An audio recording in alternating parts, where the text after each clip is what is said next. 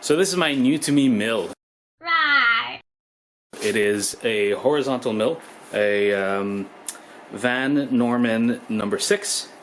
So it's essentially a number 12 but slightly smaller and without the power feed.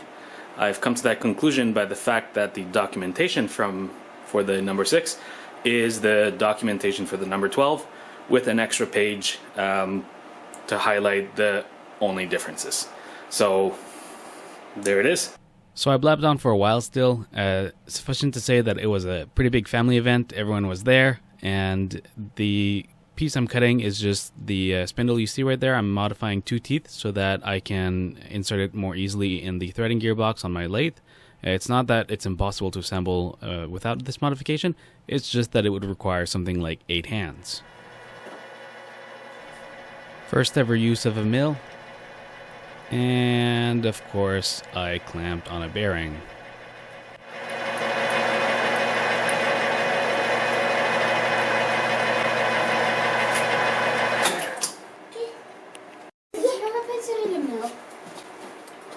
Non.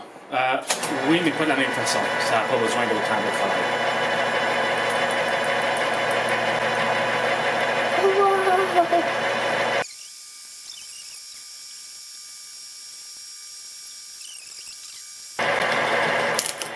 10 minutes in, first broken end mill, and I'll break another one. Tu vas utiliser le pinceau, s'il te plaît?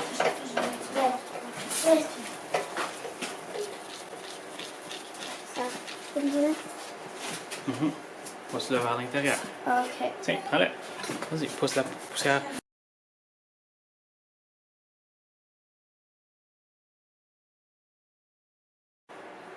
C'est ça.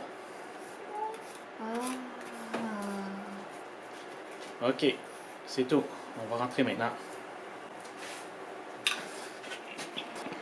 And there you go. I just created a slot for the teeth to slide in. This coming out really wouldn't happen. So in the mechanism, the teeth can go over the shaft, which means that the height's going to be fine. And once it's in, this is all secured. The teeth never go back close to there in the mechanism anyway, so it doesn't really matter. See you in part 3 of the lathe rebuild.